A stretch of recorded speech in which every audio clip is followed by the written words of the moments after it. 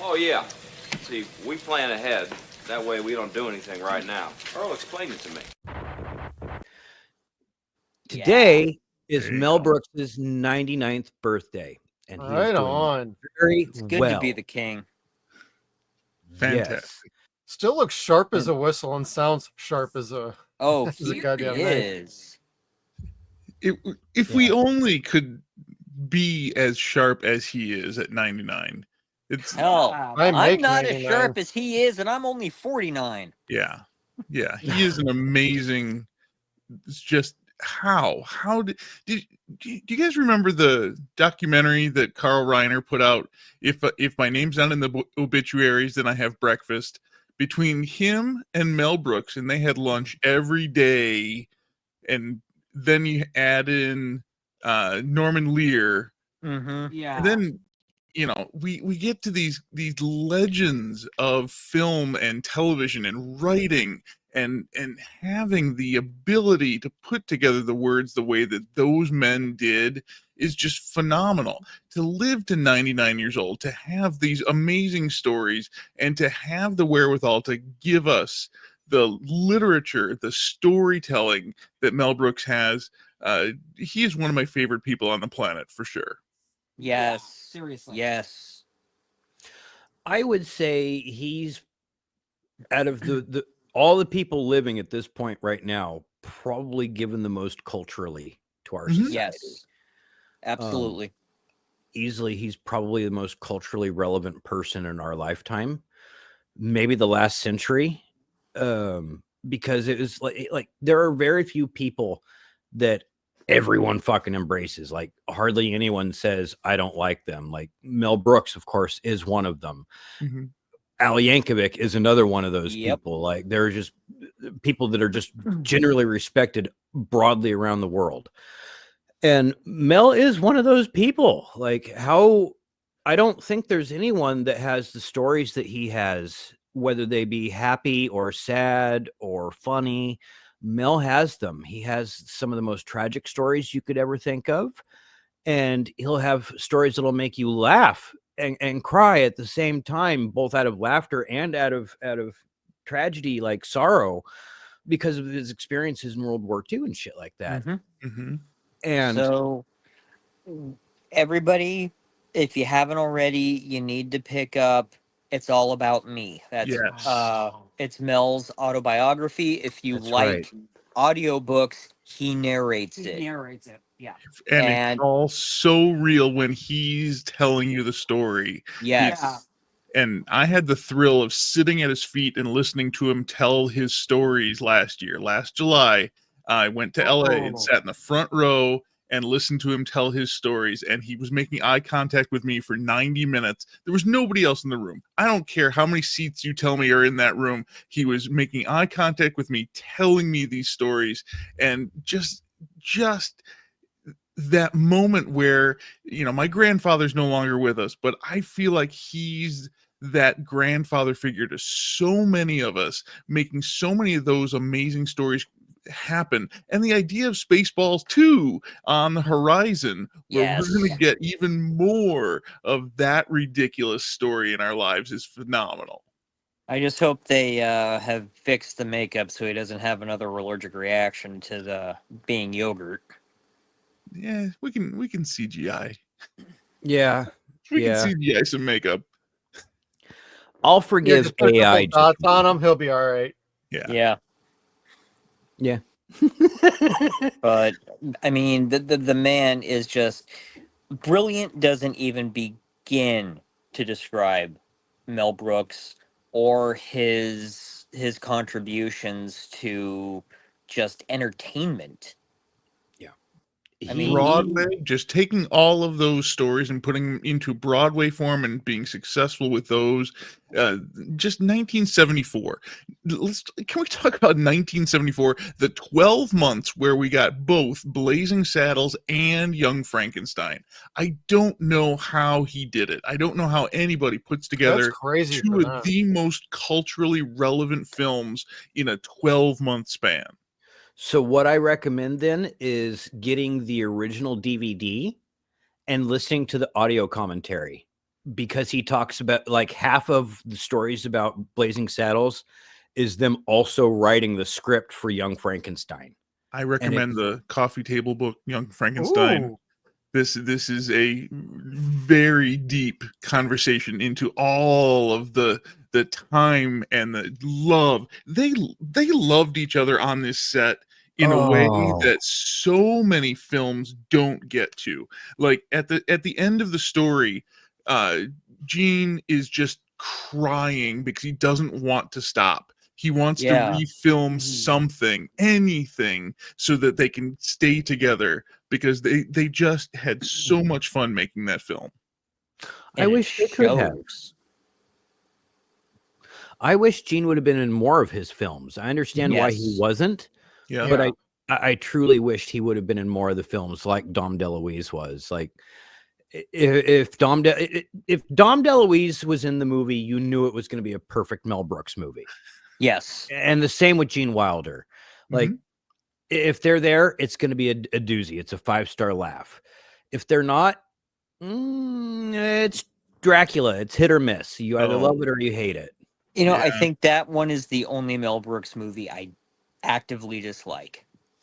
There's only one I think that I haven't seen. Same with me, Gene. For me, it's Get a Life. Or no, I'm sorry, Life Stinks. Life Stinks. Life Stinks. Yep, I Life have Stinks. not seen that one. I've seen that one. I didn't. They Bob had it. I want to say he had a poster, like a big old fucking display of it at Bob's Video when we were growing up, but I never did see that one. But That's the only one I haven't seen. With you know, you're talking about Blazing Saddles, though.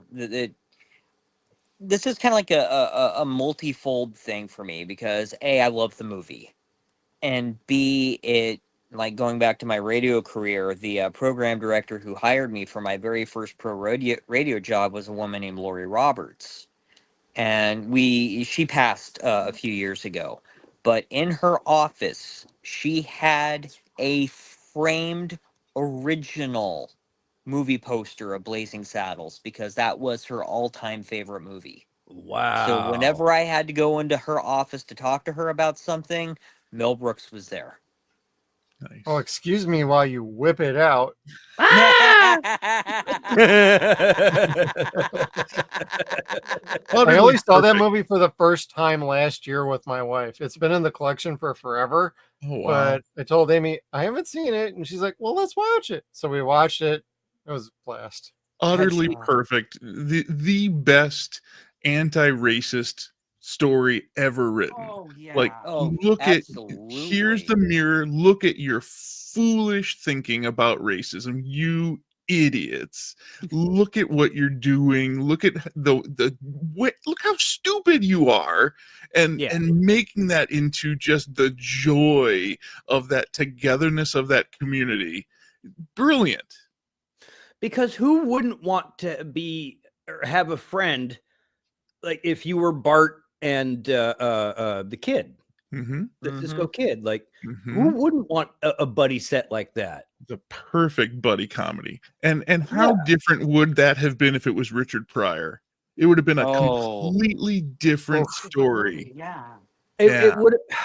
Gosh, because they were such friends, it would have been amazing. Yeah. But you're right. It would have been different. It's, I think... He would have set his hair on fire again. I think Cleavon Little's just delivery, because he was playing it completely straight. Correct. I mean, because Richard Pryor, the man was a brilliant comedian, but he probably would have leaned a little bit more into it than Little did. Little was just... He was existing in that world. He was the normal one. Everybody else was fucked up. Candygram for Mongo. I just keep thinking, salt of the earth. You know, morons. Which was an ad lib. God, my father quotes that. I love my father-in-law. Is that why he lost his shit so hard right there? That's why he lost his shit so hard, because Gene Wilder ad-libbed that shit. It shows because that is a genuine laugh. You can't fake that. Correct. But absolutely, I endorse the audiobook All About Me. Mel Brooks has those stories. He tells those stories with such vigor, and then seeing him on stage telling those stories was just a golden moment in my life. I would imagine. Yeah. No, we were all jealous of you. Yes. I mean, Insanely. you know, Bart.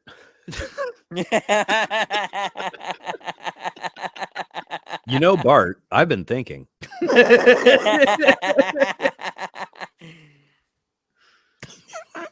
You got a Fucking love tongue that movie. prettier than a $2 whore. You know, Mongo just pawned in Game of Life. there can't be a favorite line from this movie. I No. really Just the whole movie. Okay. God, if we did a movie review of gotta this, we'd tell just this be story. quoting lines the whole time. It's the I whole. got to tell this story really quick. My friend Mick, he used to have a Malamute whose name was Mongo, Mhm. and how the dog got the name, because I mean, Mongo, he was fucking huge, so he definitely lived up to his name. But when he was a puppy, he just like fit in the palm of your hand. Oh. Mick couldn't figure out the dog's name, Then one day, like, some friends were over, there was another dog, and I can't remember if Mongo was just sniffing at the dog or actively trying to mount the other dog. And somebody says, "Hey, Mick, I think your dog's gay." And Mick, without missing a beat, goes, "Mongo, not gay, Mongo straight. The dog's name is Mongo."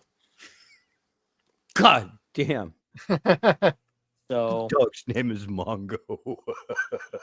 it fit him perfectly, though. He was fucking huge. He'd clap your hands twice, he'd get up on his hind legs and give you a hug, and he was taller than a lot of people I knew. Oh, he would tower over me. Aw. Well, you're short. I'm a little guy. Well, you're short too. Your mom went to Gene's college. not even 5 foot. Yeah, no, I'm not even 5 feet tall. They're darker than us. Husband gang.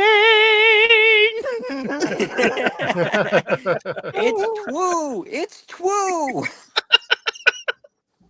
And then, how about some more beans, Mr. Taggart? I think you boys have had enough. What's And funny is I remember on cable in 1993 being or 92, 93. God, that's right. That is skipped.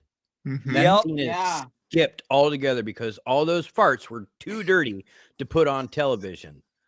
And But they have all- farts in cartoons. Yeah, all 100 something inwards are most certainly in there. Probably a few more that are in there without the F word to put in for The TV. sheriff is a near. What? He said the sheriff is near. Oh, okay. Clang.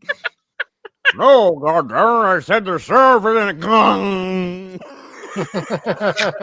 I'm glad these young people were here to see this, to hear that example of frontier gibberish. Oh, So, man. Jeff, Anytime someone online or on Facebook in a comment section makes a point, I'm like, Howard Johnson is right. And everybody's laughing. at oh Johnson. no. Our town is turning into shit. Yeah, that would be the whole review. That would be. Let's Yep. take a half an hour of just what do we remember from this film from 50 years ago. Yes. So happy birthday, Mel. No, Happy kidding. birthday, Happy birthday, Mel. Mel. No kidding. Did you all like this video? If you did, hey, do us a solid, hit the like button on the way on out, share, subscribe, hit the bell notification so you can stay tuned to all of our video content down below. This is a clip from our live streams every Saturday night at 9 p.m. Pacific time, 12 p.m. Eastern, called Deadwire Live. We have a lot of other good stuff on our channel, so please come on over, check us out, and we'll see you around.